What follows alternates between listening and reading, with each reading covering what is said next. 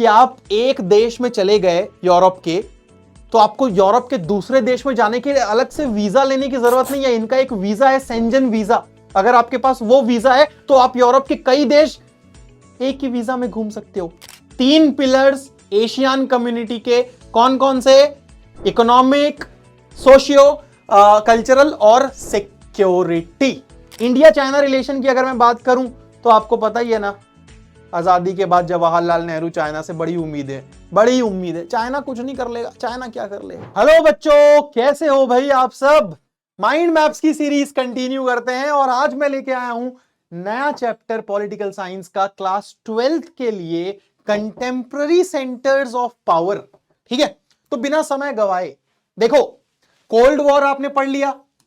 कुछ बच्चे बोल रहे थे कि सर आउट ऑफ सिलेबस है, तो चलो ठीक है, आपके बोर्ड के सिलेबस के आउट ऑफ हो गया, सीयूईटी में तो आएगा ही, और ऊपर से कोल्ड वॉर की अगर जानकारी ले लोगे तो बाइपोलैरिटी चैप्टर में और ज्यादा मजा आ जाएगा।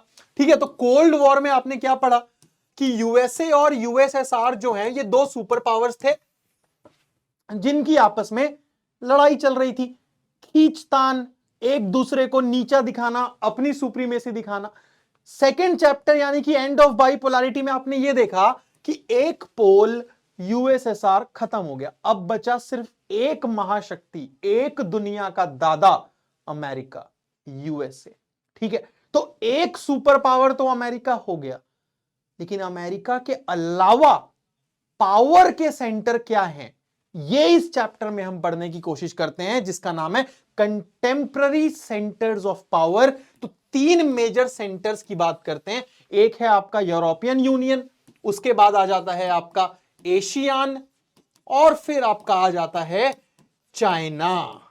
ठीक है, तो जल्दी से कहानी शुरू कर देते हैं यूरोपियन यूनियन की। यूरोपियन यूनियन से हम शुरू करते हैं, और माइंड मैप्स में भी मैंने शॉर्ट एंड स्वीट तरीके से यूरोपियन यूनियन के बारे में, एशियान के बारे में, चाइना के बारे में, तीनों के बारे में छोटा छोटा यहां पे दे दिया है। और इंडिया चाइना रिलेशन एक छोटा सा टॉपिक है जो कि लास्ट में आपका आता है।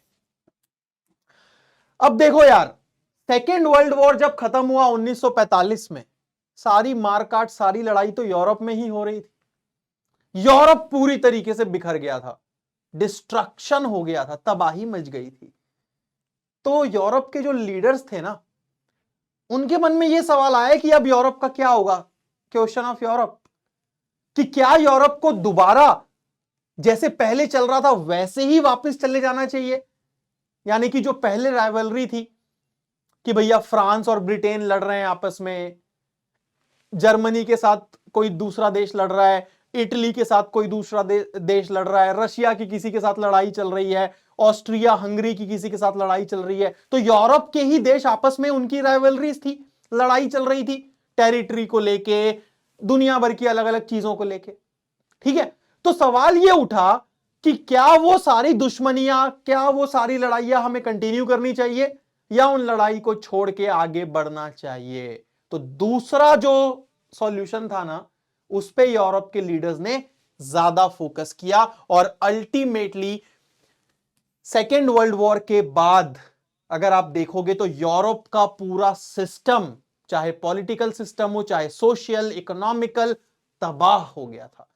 रिकंस्ट्रक्शन करने की जरूरत थी, यूरोप को दोबारा उठ के खड़े होने की जरूरत थी। ठीक है, सो 1945 के बाद यूरोप को इंटीग्रेट अगर किसी ने किया तो मेनली अमेरिका की वजह से हुआ। अमेरिका ने असिस्टेंस दिया, कोल्ड वॉर की वजह से कहीं ना कहीं यूरोप का इंटीग्रेशन जो है वो आपको देखने को मिलेगा। सो अमेरिका ने पैसे दिए, अमेरिका ने फाइनेंशियल हेल्प दी, और उस फाइनेंशियल प्लान को जो जिस नाम से हम जानते हैं उसका नाम है मार्शल प्लान।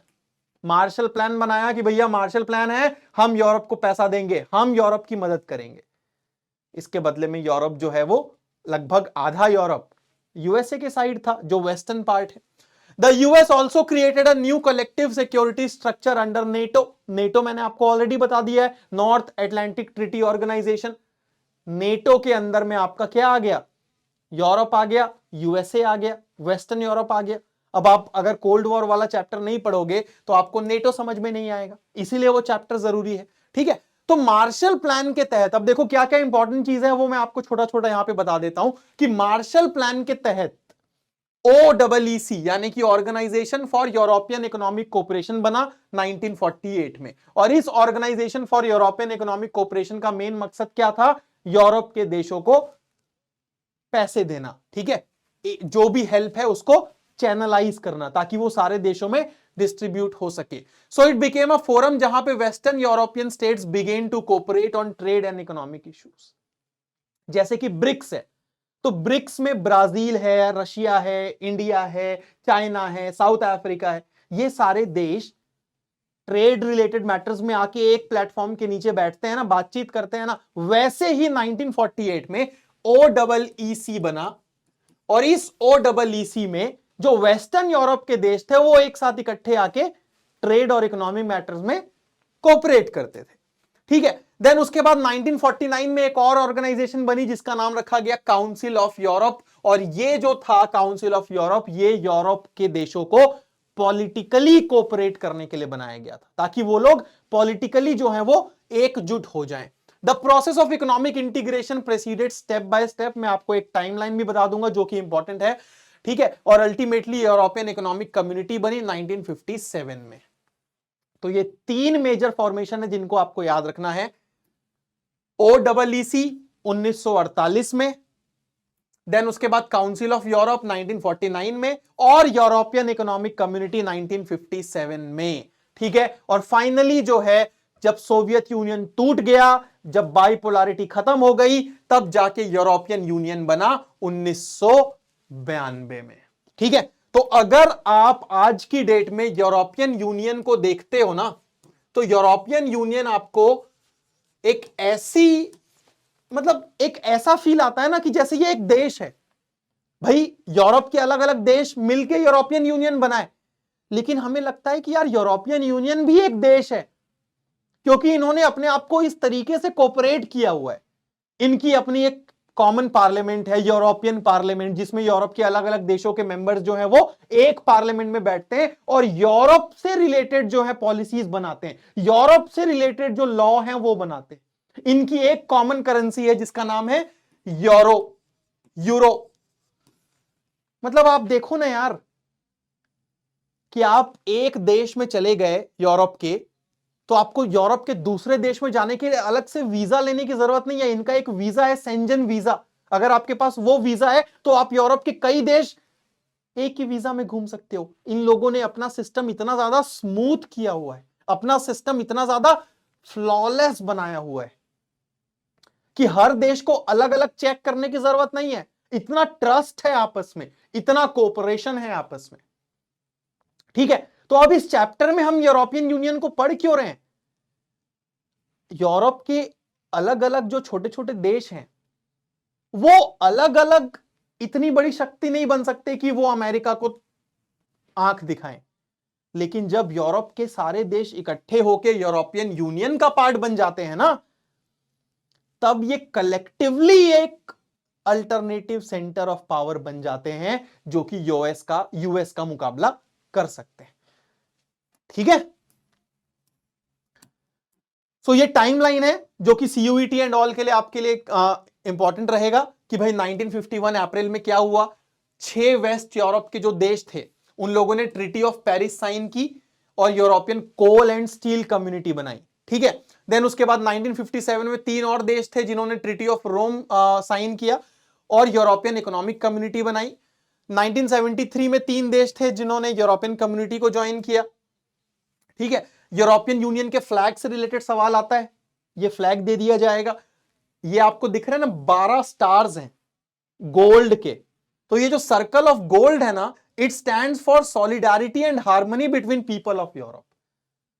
ये पीपल ऑफ यूरोप यानी कि यूरोप के जो लोग हैं उनके बीच की जो एकता है, जो यूनिटी है, जो एक दूसरे के साथ वो लोग मजबूती से कंधा मिला के खड़े हैं, उसको दिखाता है, ठीक है। और 12 इसलिए है क्योंकि 12 को ऐसा माना जाता है कि 12 is a symbol of unity, completeness, ठीक है, परफेक्शन।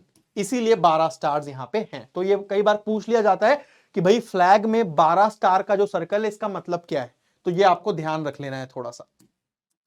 देन टाइमलाइन अगर आप देखोगे तो यूरोपियन पार्लियामेंट के पहले इलेक्शन कब हुए थे? 1979 में। ये MCQ में पूछा जा सकता है। ग्रीस ने कब ज्वाइन किया? 81 में। देन उसके बाद यही है वो शेंजन अग्रीमेंट जिसकी मैं बात कर रहा था। तो इस अग्रीमेंट ने बॉर्डर कंट्रोल अबॉलिश कर दिया कि भैया बॉर्डर के जो भी कंट्रोल है सब खत्म, जिसके पास भी ये शेंजन वीजा होगा वो यूरोप के सारे देश घूम लेगा लगभग, ठीक है। देन उसके बाद 1986 में स्पेन और पोर्टुगल ने ईसी ज्वाइन किया। 1990 में यूनिफिकेशन हुआ जर्मनी का, ठीक है। देन 1992 में ट्रीटी ऑफ मैस्ट्रिच की ट्रीटी जो है वो साइन हुई, जिसके बाद यूरोपियन यूनियन बना, सिंगल मार्केट बना, ठीक है। ऑस्ट्रिया, फिनलैंड जैसे देशों ने ईयू ज्वाइन किया और यूरो जो थी वो 12 यूरोपियन यूनियन मेंबर्स के देशों में इंट्रोड्यूस की गई। तो धीरे धीरे जो है ना अलग अलग देश जुड़ते चले गए, अलग अलग इसका जो है मतलब एक्सपेंशन होता चला गया और यूरोपियन यूनियन एक ऐसी बॉडी बन गया जो कहीं ना कहीं हम कह सकते हैं कि अल्टरनेट सेंटर ऑफ पावर आज हमें दिखता है, ठीक है। 2004 में ये सारे 10 मेंबर्स थे जो जुड़े। 2007 में बुल्गारिया, रोमानिया, इन्होंने ईयू ज्वाइन किया। तो ये आप एक दो बार रिवाइज करोगे ना तो आपको याद हो जाएगा।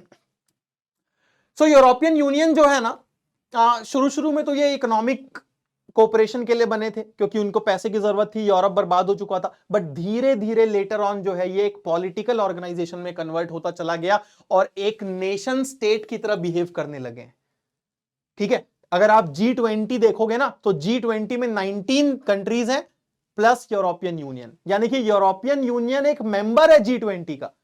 भाई G20 में तो 20 देश होने चाहिए ना, तो फिर यूरोपियन यूनियन को क्यों आपने मेंबरशिप दी है? क्योंकि यूरोपियन यूनियन एक मेंबर, एक नेशन की तरह बिहेव करने लगा है कि भाई यूरोपियन यूनियन यानी कि एक है, यूरोप के सारे हम एक हैं, हम अलग अलग नहीं है। इतना जबरदस्त, इतना तगड़ा इन्होंने कोऑपरेशन किया हुआ है, ठीक है। इनका एक कॉन्स्टिट्यूशन बनाने का भी फैसला हुआ था बट वो अटेम्प्ट फेल हो गया, लेकिन फिर भी इसका एक खुद का फ्लैग है, एंथम है, करेंसी है, इनकी एक फाउंडिंग डेट है, ठीक है।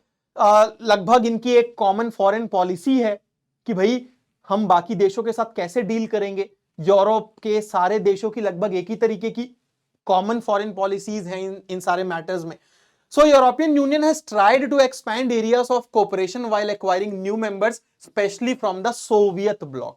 यानी कि जो ईस्टर्न यूरोप था, जो कि यूएसएसआर के साइड था, वहां से भी अब मेंबर्स जो हैं वो ईयू का हिस्सा धीरे धीरे बनने लग गए। हालांकि ये प्रोसेस आपको जितना लग रहा है इतना आसान नहीं था, ठीक है। जैसे कि यूएसएसआर, बाइपोलैरिटी वाले चैप्टर में मैंने आपको क्या बताया, यूएसएसआर क्यों टूटा? क्योंकि सारा कुछ सेंट्रल रशिया कंट्रोल कर रहा था। बाकी देशों को लगा कि हम क्यों हैं, फिर हमारी तो सुनी नहीं जा रही, हमारी तो मानी नहीं जा रही। तो इन देशों को भी धीरे धीरे कभी कभी यह भी फील हुआ कि अगर हम सब यूरोपियन यूनियन के साथ ऐसे आ जाएंगे और हम यूरोपियन यूनियन को इतनी ज्यादा पावर दे देंगे तो कहीं हमारा हाल यूएसएसआर जैसा ना हो जाए कि कल को सारा कुछ यूरोपियन यूनियन कंट्रोल कर रहा है और हमारी सुनी नहीं जा रही, ठीक है। तो ये एक स्केप्टिसिज्म भी कुछ देशों में आया और वो नहीं चाहते थे कि वो अपनी पावर यूरोपियन यूनियन को दे, ठीक है। अब देखो, the EU is the world's biggest economy with GDP of more than 12 trillion. तो यूएस से ज्यादा हो गई EU की GDP अगर हम सबको मिला के देख लेते हैं, ठीक है। इसकी जो करेंसी है यूरो, वो डॉलर के मुकाबले जो है कहीं ना कहीं खड़ी हुई है। साथ ही साथ अगर हम वर्ल्ड के ट्रेड में बात करें तो अमेरिका से 3 गुना ज्यादा हिस्सा है यूरोपियन यूनियन का, ठीक है। इसकी जो इकोनॉमिक पावर है ये भी कहीं ना कहीं इसको इन्फ्लुएंस देती है over its closest neighbour as well as in Asia and Africa. और इंटरनेशनल ऑर्गेनाइजेशन में ये एक इंपॉर्टेंट सदस्य के तौर पे काम करता है, जो कि मैंने ऑलरेडी आपको बता भी दिया, ठीक है। तो ये आप देख सकते हो यूरोपियन यूनियन का मैप। ये ओल्डर मेंबर्स हैं क्योंकि ये तो ऑलरेडी वेस्टर्न साइड थे, यूएस के साइड थे, यूएस के साथ थे। और धीरे धीरे जो इधर वाले मेंबर्स थे जो पहले यूएसएसआर के सपोर्ट में थे वो भी अब इसमें जुड़ने लग गए हैं। तो ये तो हो गया बच्चों छोटा सा आपका टॉपिक यूरोपियन यूनियन का। उसी तरीके से एक और अल्टरनेट सेंटर ऑफ पावर है जिसका नाम है एशियान, यानी कि association of south east Asian nation. तो साउथ ईस्ट एशिया के देशों ने भी सोचा कि हमको भी एक ऐसी ऑर्गेनाइजेशन बनानी चाहिए जिसमें हम सारे कंट्रीज एक साथ रहें। एक साथ आए, बैठे, बातचीत करें, थोड़ा सा चाय वाय पिए, बढ़िया से मौज मस्ती करें, टीवी देखें यार, एंजॉय करें, है ना। हम भी कोऑपरेट करें, हम भी एक दूसरे के साथ कंधे से कंधे मिला के चले, ठीक है। तो बस यही हुआ एशियान के दौरान भी। एशियान की अगर मैं बात करता हूं तो आपको यहां पे जो जो इंपॉर्टेंट चीजें हैं वो आपको मैं बता देता हूं। फुल फॉर्म सबसे पहले association for south east Asian nation, और ये स्टैब्लिश हुआ था 1967 में 5 देशों द्वारा। कौन कौन से थे? Indonesia, Malaysia, Philippines, Singapore, Thailand, ठीक है। और ये कौन सा डिक्लेरेशन साइन किया था? बैंकॉक, बैंकॉक डिक्लेरेशन साइन करके एशियान की स्थापना हुई थी। नाउ ऑब्जेक्टिव्स क्या थे इसके? यही यार, सोशल, इकोनॉमिक, पॉलिटिकल डेवलपमेंट, है ना। जितने भी इंटरनेशनल ऑर्गेनाइजेशन बनते हैं इनका मेन मकसद यही होता है कि भाई हम सब एक साथ रहेंगे, एक कॉमन मार्केट बनाएंगे, ताकि हम हमारे देश के हमारे जो ग्रुप के अलग अलग देश हैं वहां के लोगों का डेवलपमेंट हो, पीपल टू पीपल रिलेशन मजबूत करेंगे। यही सब मेन लगभग हर एक ऑर्गेनाइजेशन का मकसद होता है। So uh secondary objective was to promote regional peace and stability based on rule of law, ठीक है। भाई हमारे इस एरिया में, हमारे इस रीजन में शांति आए, पीस आए, किसी भी तरीके की इंस्टेबिलिटी ना हो, वॉर ना हो, लड़ाई झगड़ा ना हो, यही मकसद था एशियान का भी, ठीक है। शुरू में 5 मेंबर्स थे, बाद में और मेंबर्स जुड़ गए, जैसे कि Brunei Darussalam, Vietnam, Laos, Myanmar, Cambodia, ये बाद में जुड़े। तो आपको याद रखना है कि फाउंडिंग 5 कौन थे, ये पूछा जा सकता है। बाद में 5 कौन जुड़े, ये भी ध्यान रख लेना, ठीक है। तो अभी टोटल इसकी स्ट्रेंथ कितनी हो गई? 10। अब यूरोपियन यूनियन और एशियान में डिफरेंस ये है कि जैसे यूरोपियन यूनियन एक अपने आप को नेशन की तरह दिखाने की कोशिश करता है ना, यहां ऐसा नहीं है। ना इन लोगों की कोई ऐसी इच्छा है कि भाई हमारी एक करेंसी होगी, हमारा एक पार्लियामेंट होगा, हम ये करेंगे, हम वो करेंगे, क्या फिर तुम लाओस आ जाओ तो तुमको थाईलैंड जाने के लिए अलग से कोई बॉर्डर का कंट्रोल, ऐसा कुछ नहीं है। इन्होंने अपने अलग अलग जो इंडिपेंडेंस है वो बरकरार रखी है, और साथ में एक ऑर्गेनाइजेशन का ये लोग हिस्सा हैं। तो यूरोपियन यूनियन से कई मामलों में एशियान जो है काफी डिफरेंट है, ठीक है। अब यहां पे एक सवाल आ जाता है एशियान वे के बारे में। Asian countries have celebrated what has become known as the ASEAN way. ASEAN way एक ऐसा इंटरेक्शन का तरीका है जिसमें एशियान के सदस्य आपस में बैठते हैं इनफॉर्मल, एक तो फॉर्मल मीटिंग्स होती हैं और एक इनफॉर्मल, ताकि एक दूसरे के साथ और ज्यादा दोस्ती यारी बने, और ज्यादा कोऑपरेशन हम कर सकें।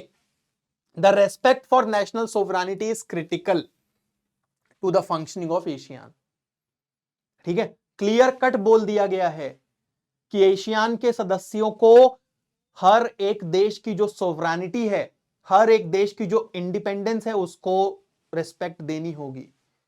तुम सब एशियान का हिस्सा हो, इसका मतलब यह नहीं है कि तुम दूसरे देश के मैटर में इंटरफेयर करने का राइट रखते हो ना, ठीक है। यह बहुत क्लियर और बहुत इंपॉर्टेंट बात है।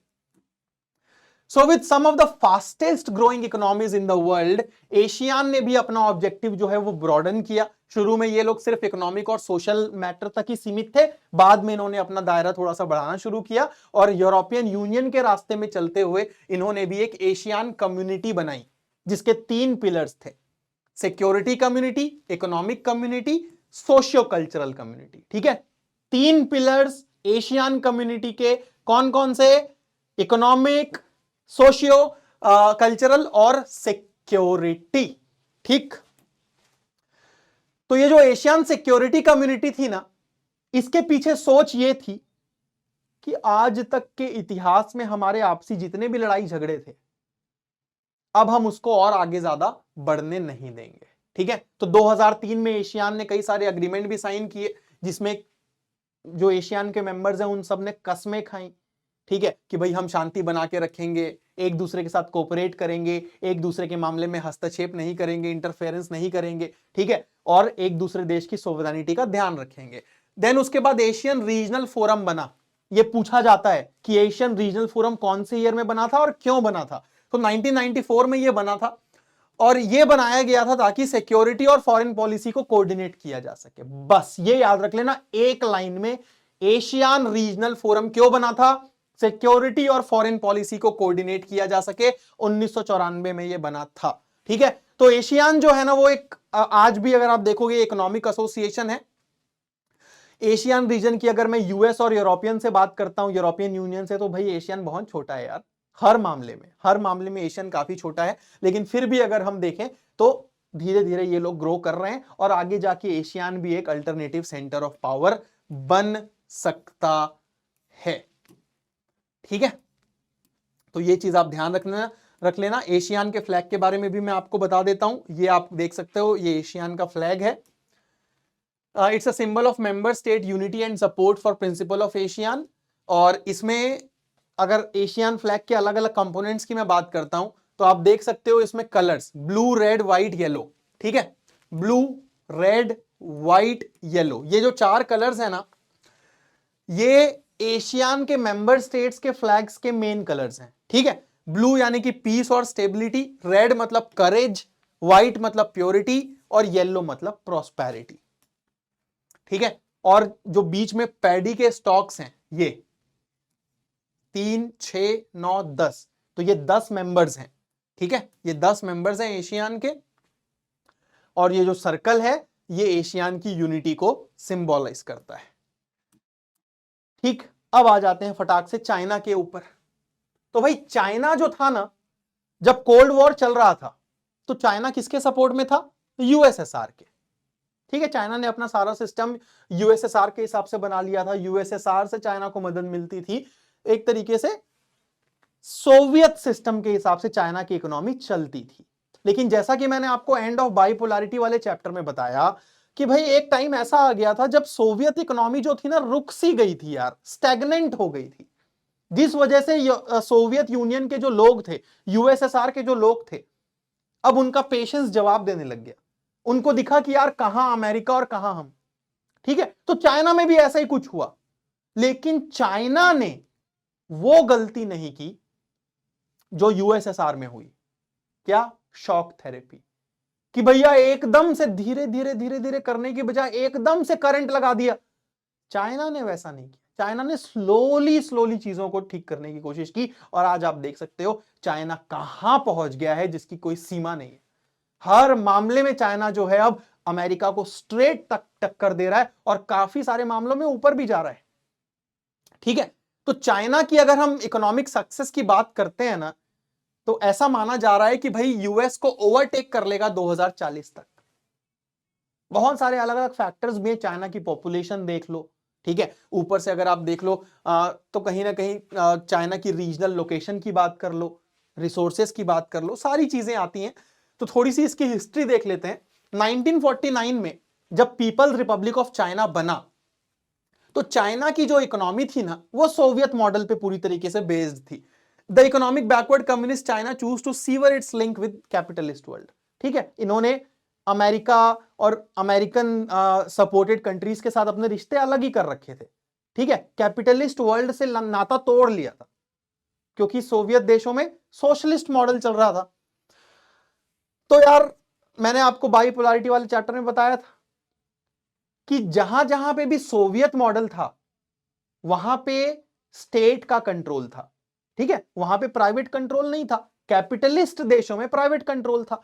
तो चाइना के पास अब कोई चॉइस नहीं थी क्योंकि भाई अब आपने तो अपने आप को दूसरे देशों से अलग ही कर रखा है। सोवियत मॉडल पे आप चल रहे हो तो दूसरे देशों से इंपोर्ट वगैरह तो आप करोगे नहीं। तो चाइना अपने रिसोर्सेज पे ही डिपेंडेंट था और धीरे धीरे चाइना ने एक ऐसी डोमेस्टिक इंडस्ट्री बना ली जो कि भाई साहब छोटी से छोटी बड़ी से बड़ी हर चीज खुद प्रोड्यूस करती थी। और आज देख लो आप, चाइना मास प्रोडक्शन में कहां से कहां पहुंच गया है। ऐसी कौन सी चीज है जो चाइना नहीं बनाता? ठीक है, ऐसी कोई चीज नहीं है भैया, ऐसी कोई चीज नहीं है। ठीक है, तो चाइना ने धीरे धीरे अपनी इकोनॉमी को इस स्केल में खड़ा किया जो कि किसी ने सोचा ही नहीं था। वहां के लोगों को एम्प्लॉयमेंट, सोशल वेलफेयर, सारी चीजें प्रोवाइड की गई और चाइना बहुत सारे डेवलपिंग देशों से ऊपर निकल गया। इकोनॉमी भी एक अच्छे खासे 5 से 6% के रेट में ग्रो करने लग गई। लेकिन फिर भी वो सफिशिएंट नहीं थी क्योंकि पॉपुलेशन भी बढ़ रही थी। ठीक है, तो चाइना को भी वैसे ही प्रॉब्लम फेस करनी पड़ी थी जो यूएसएसआर ने फेस की थी। चाइना ने दूसरा रास्ता चुना। ठीक है, 1970s के बाद से चाइना में डिफरेंस नजर आया और चाइना ने बोला कि भाड़ में गया भैया, हमने अमेरिका से रिश्ते नहीं रखे थे, अब हमें कुछ नहीं ध्यान देना, अगर हमें जरूरत पड़ी तो हम यूएस से भी रिलेशन बनाएंगे। तो चाइना ने चीजों को ठीक करने की कोशिश की और 1972 में चाइना ने अमेरिका के साथ जो अपनी दोस्ती यारी और सारी चीज अलग कर रखी थी ना, उसको खत्म किया और रिश्ते मजबूत करने धीरे धीरे शुरू किए।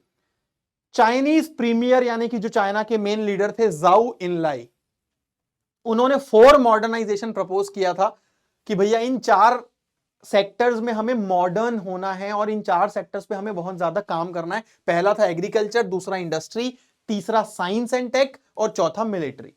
ठीक है, तो ये नाम याद रख लेना है। 1978 तक जो चाइना के लीडर थे उस समय डेंग जियाओपिंग, उन्होंने ओपन डोर पॉलिसी अनाउंस की। ओपन डोर कि अभी तक हमने दरवाजे बंद किए हुए थे, अभी तक हम दूसरे देशों से ना तो इंपोर्ट करते थे ना एक्सपोर्ट करते थे, एकदम क्लोज डोर था। अब हम दरवाजे खोल देंगे और अब हम बाहर से इन्वेस्टमेंट अलाउ करेंगे। ठीक है, तो ये जो पॉलिसी थी ना, इस पॉलिसी का मेन मकसद था कि अब हमें क्या करना है, हायर प्रोडक्टिविटी जनरेट करनी है और अब हम दूसरे देशों से पैसा, टेक्नोलॉजी सब लेके आएंगे। ठीक है, तो चाइना ने अपना खुद का पाथ फॉलो करना शुरू कर दिया। Chinese did not go for a shock therapy, step by step गए वो लोग, और 1982 में एग्रीकल्चर को प्राइवेटाइज किया, इंडस्ट्री को 1998 में किया। देख लो 1982 1998 शॉक थेरेपी में यूएसएसआर में क्या हुआ था, एक ही साथ सब चीज को प्राइवेटाइज, इंडस्ट्री को कचरे के भाव में बेचना पड़ गया। चाइना ने वो नहीं किया, चाइना ने समय लिया, हाँ पहले एग्रीकल्चर को करेंगे फिर इंडस्ट्री को करेंगे, ऐसे होता है। ठीक है, सो ट्रेड बैरियर्स जो थे वो सब एलिमिनेट किए गए। चाइना में स्टेट ने एक बहुत इंपॉर्टेंट रोल प्ले किया मार्केट इकोनॉमी सेटअप करने में। स्टेट ने अपने आप को अलग नहीं कर लिया कि भाई सब कुछ प्राइवेट हाथों में छोड़ दो, जैसा कि यूएसएसआर में हुआ था। ठीक है, so the new economic policies helped the Chinese economy to break from stagnation, और धीरे धीरे चाइना जो है, जो उसकी इकोनॉमी रुकी हुई थी उसको क्रॉस करके डेवलपमेंट की नई ऊंचाई में चला गया। ठीक है, तो एग्रीकल्चर को प्राइवेटाइज किया गया जिस वजह से रूरल इनकम बढ़ी, किसानों की आय बढ़ी, एग्रीकल्चर प्रोडक्शन बढ़ा, लोगों की सेविंग्स बढ़ी, इंडस्ट्री की ग्रोथ हुई। ठीक है, नए नए ट्रेडिंग लॉज बनाए गए जिस वजह से फॉरेन ट्रेड में बढ़ोतरी हुई, और चाइना जो है वो एक बहुत अट्रैक्टिव डेस्टिनेशन बन गया एफडीआई के लिए। दुनिया में किसी भी देश को कहीं इन्वेस्टमेंट करना होता चाइना नजर आता था। ठीक है, चाइना ने अच्छे खासे अपने फॉरेन एक्सचेंज रिजर्व्स बना लिए हैं, चाइना के पास अच्छा खासा दूसरे देशों की करेंसी है जिससे कि वो दूसरे देशों की चीजें क्या कर सकता है, इजीली खरीद सकता है, अब उसको सोचने की जरूरत नहीं है। ठीक है, 2001 में चाइना डब्ल्यूटीओ का हिस्सा भी बन गया, जिससे कि ये क्लियर हो गया कि चाइना अब अपने आप को आइसोलेट करके नहीं रखना चाहता। ठीक है, so the country plans to deepen its integration into the world economy and shape the future world economic order. अब आप देख ही रहे हो यार, चाइना एक अल्टरनेटिव सेंटर बन चुका है पावर का। अब अमेरिका एकमात्र महाशक्ति नहीं रहा, चाइना बहुत पीछे नहीं है, काफी मामलों में चाइना जो है अब कंधे से कंधा मिला के चलता दिख रहा है। ठीक है, तो चाइनीज इकोनॉमी इंप्रूव हुई, लेकिन चाइना में भी कहीं ना कहीं ऐसा था कि भाई हर किसी को उसके बेनिफिट्स नहीं मिले, इनइक्वालिटी जो है चाइना में भी दिखी, काफी सारे लोग अनएम्प्लॉयड चाइना में भी रहे। ठीक है, देन उसके बाद फीमेल एम्प्लॉयमेंट में भी कमी आई, environmental degradation, corruption and all China में भी दिखी। लेकिन रीजनली और ग्लोबली अगर आप देखोगे तो चाइना एक ऐसी महाशक्ति अब बन चुका है जिसके साथ पंगा लेने के लिए कोई भी रेडी नहीं है भाई साहब। ठीक है, so its outstanding issues with Japan, US, Asia and Russia have been tempered by economic consideration. भाई जिसके पास पैसा होता है ना, उसकी छोटी छोटी लड़ाइयों को दुनिया भूल जाती है पूरी तरीके से। इंडिया चाइना रिलेशन की अगर मैं बात करूं तो आपको पता ही है ना, आजादी के बाद जवाहरलाल नेहरू चाइना से बड़ी उम्मीद है, चाइना कुछ नहीं कर लेगा, चाइना क्या कर लेगा। लेकिन चाइना ने 1962 का जो युद्ध हुआ, चाइना ने दगा दे दिया, पीठ में छुरा घोंप दिया, और इंडिया की जो उम्मीदें थी चाइना से वो टूट गई।